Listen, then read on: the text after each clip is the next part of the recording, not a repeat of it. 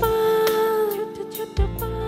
বাবার আঙুল ছোঁয়া, মায়ের আঁচলে লুটোপুটি, কিশোর গন্ধ আলাদা ছন্দ, ছাদে রেলিংয়ে খুনসুটি। চল চল চল চল রে চল, জড়জড়ি ওই নীল আকাশের গায়ে। রোদ-ছোঁয়া মেঘে ঢাকা নাটাইয়ের কেটে যাওয়া সুতোয় বেলা যায়, বেলা যায়। আমার বেলা যে যায় সাঁঝ বেলাতে, তোমার সুরে সুরে সুর মেলাতে, আমার বেলা যে যায়। বেলা যায় গান গায়, বাড়ি ভালোবাসা স্বপ্ন অভিমান, ভেসে আসে কোন আসে, ঘোরলা এক শেষ বিকেলের গান।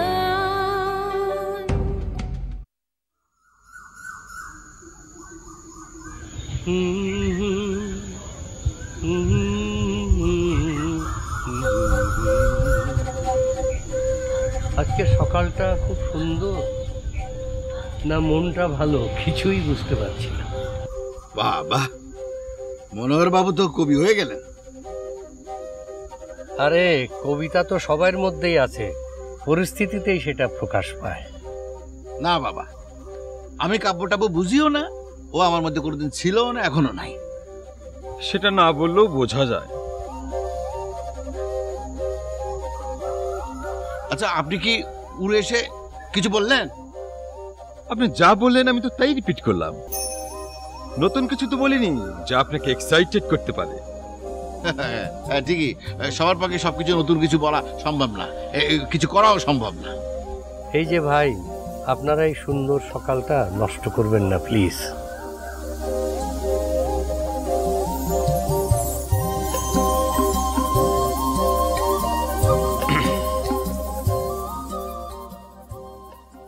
ভোরের স্বপনে জেগে উঠলাম, ফুল ফুটলো চেয়ে চেয়ে দেখলাম। ভোরের স্বপনে জেগে উঠলাম, ফুল ফুটলো চেয়ে চেয়ে দেখলাম। ভোরের স্বপনে জেগে উঠলাম, ফুল ফুটলো চেয়ে চেয়ে দেখলাম। আমি চেয়ে চেয়ে দেখলাম। ওরে বাবা, আজকে তো দেখি মনোহর বাবুর মনটা সত্যি সত্যি খুব মনোহর। হ্যাঁ, মনোহর বাবুর পুজোর অনেক গিফট এসেছে। আরে না না, সেজন্য না, মনটা ভালো হয়েছে শওকত সাহেবের জন্য। তার নাতি নাতনি আসলো না কালকে, কত দাদু দাদু করে মন মাতিয়ে দিল একেবারে। ঘরটা মনে হচ্ছিল যেন মাথায় তুলেছি। শওকত সাহেবকে কিন্তু চাইলে বুঝিয়ে বাড়িতে পাঠানো যায়। বাড়ি কি যেতেই হবে? এখানে আমরা খারাপ কি আছে? বাড়িতে গিয়ে মিসেস হাফিজ কিন্তু খারাপ নেই, ছেলেটাকে আদর করে নিয়ে গেল। তা মনোহর সাহেব কি গিফট পাঠালো দেখালেন না যে? এসবই কিন্তু আপনাদের খুব বাড়াবাড়ি। আচ্ছা, উপহার পাঠিয়েছে দেখবেন, খাওয়ার হলে খাবেন, পড়ার হলে পড়বেন, এসব নিয়ে এগুলো কি হচ্ছে কি? আচ্ছা হারুন সাহেব, ইফ ইউ ডোন্ট মাইন্ড, হ্যাঁ, আপনার ছেলে মেয়েদের তো কখনো কোনো গিফট পাঠাতে দেখলাম না। মানে আপনার ছেলে মেয়েরা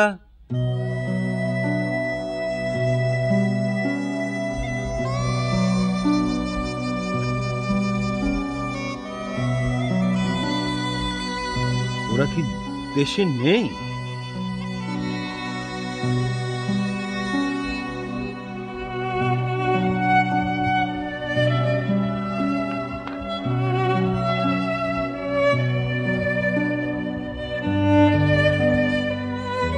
কি ব্যাপার রোজি খাতুন, আপনি না দুদিনের জন্য বেড়াতে গেলেন? হ্যাঁ, জয়শ্রীদের বাড়িতে।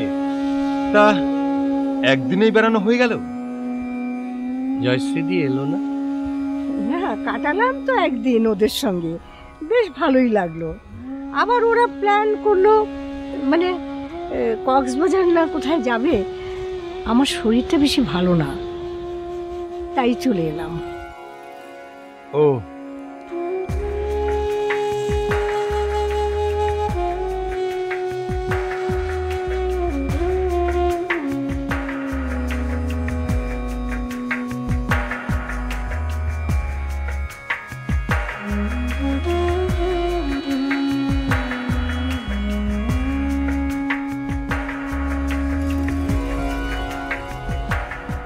টুকু চৌধুরী, জি বলেন।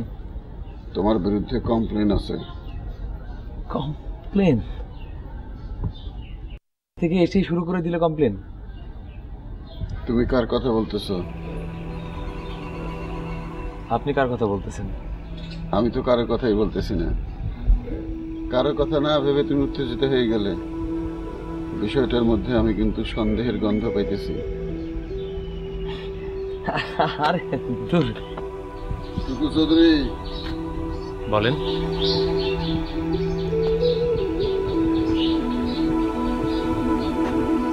শিরিন ম্যাডাম ছুটিতে আছে বলে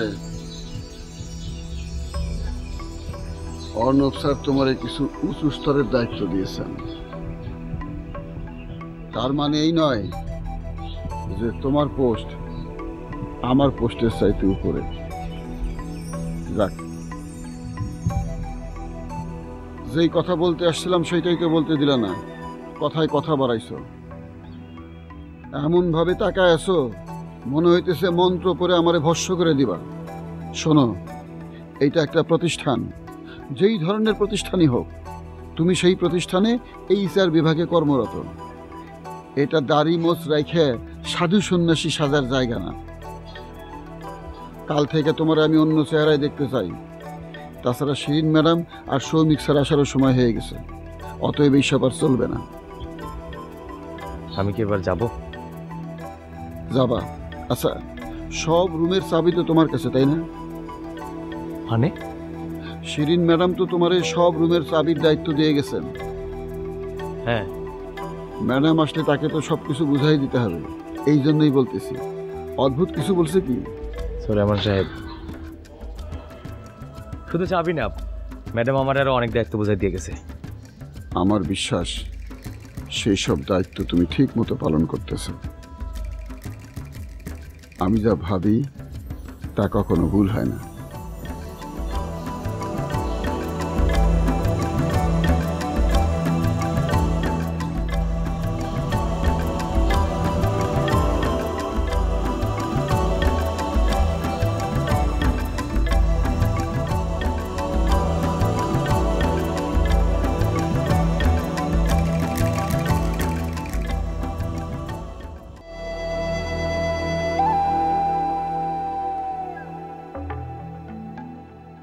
ম্যাডাম, ঘুরে আসলেই পারতেন, সমুদ্র দেখা হইতো। সমুদ্রে কি ভয় পান? না না, সমুদ্র ভয় পাই না, ওখানেই তো শান্তি। হ্যাঁ, বরং যেখানে ভয় পাই সেখানেই ফিরতে হয় বারবার। মানে? ও ও দাঁড়াও, তুমি বরং উপরে যাও, আমি চাবিটা দিচ্ছি।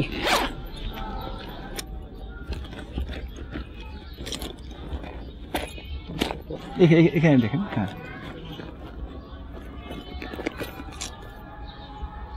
চাবি তো ফেলে এসেছি ভুল করে। হ্যাঁ, এই অফিস রুমে চাবি আছে না?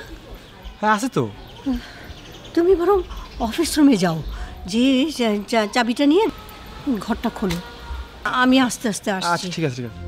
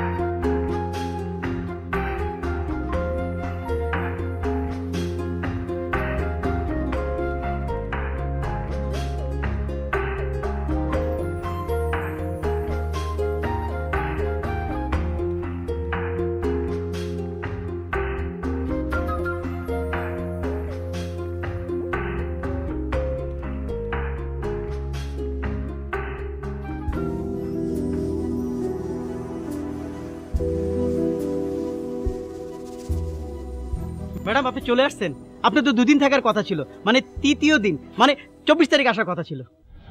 কথা ছিল, কিন্তু চলে এসেছি। আপনার রুম তো তালা মারা, অফিসে যে চাবি ছিল সেটা তো খুঁজে পাওয়া যাচ্ছে না। সেইটা নিয়ে ম্যানেজার স্যার আর টুকু স্যারের মধ্যে। Rafiqullah, yes sir, sorry sir. তুমি যাও। Yes sir. তুমি কোথায় যাচ্ছ?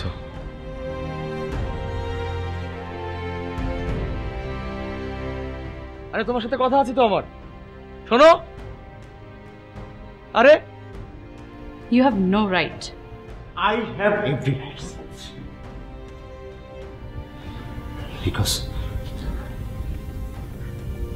আমি তোমাকে ভালোবাসি।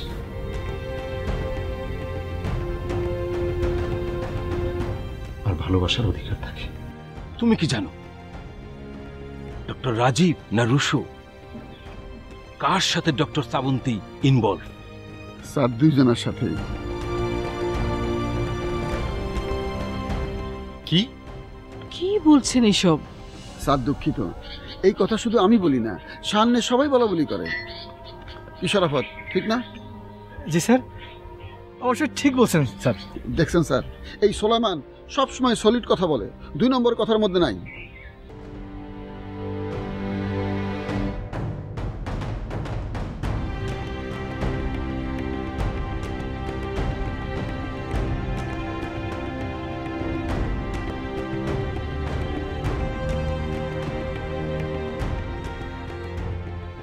ফুলেরও জলসায় কবি নীরব কেন? কি একাকিত্ব এনজয় করছো? চুপচাপ বসে আছো যে?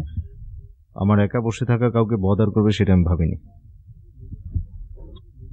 আরে বাবা, রাগ করলে নাকি? আসলে তোমাকে ইজি করার জন্যই বলা। তোমার মতো এরকম হাসি খুশি মানুষ আপসেট হয়ে থাকবে, it doesn't go with you.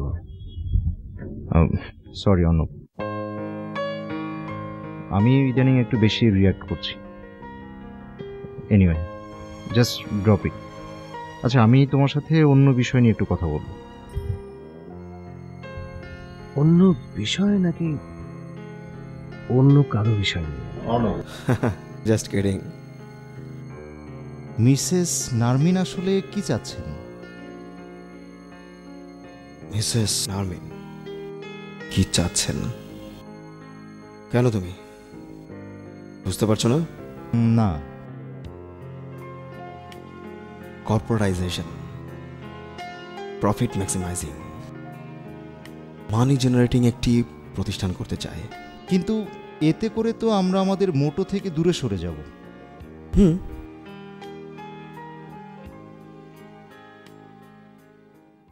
Anup, just curiosity, তুমি কেন এর এগেইনস্টে স্ট্যান্ড করছো না? তুমি করছো না?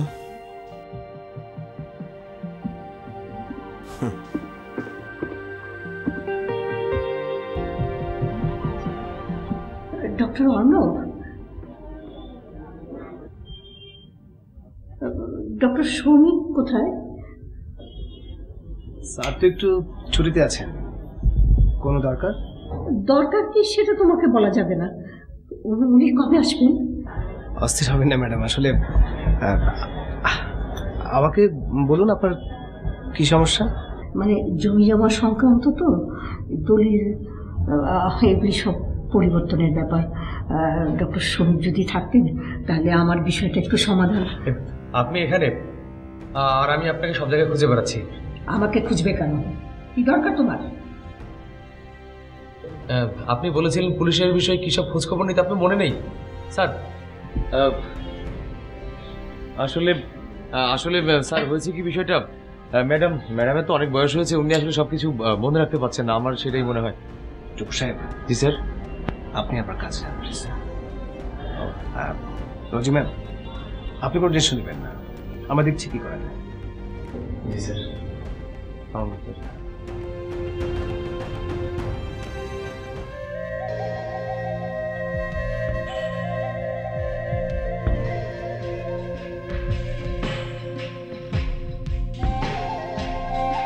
আচ্ছা, এই টুকু চৌধুরী কেমন? কনফিউজিং না?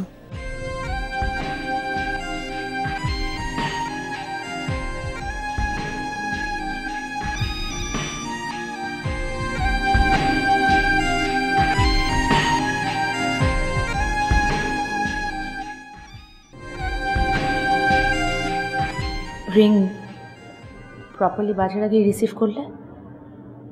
ঘুমাওনি এখনো? নার্মিন, তোমার কল, দেরি করার তো প্রশ্নই আসে না।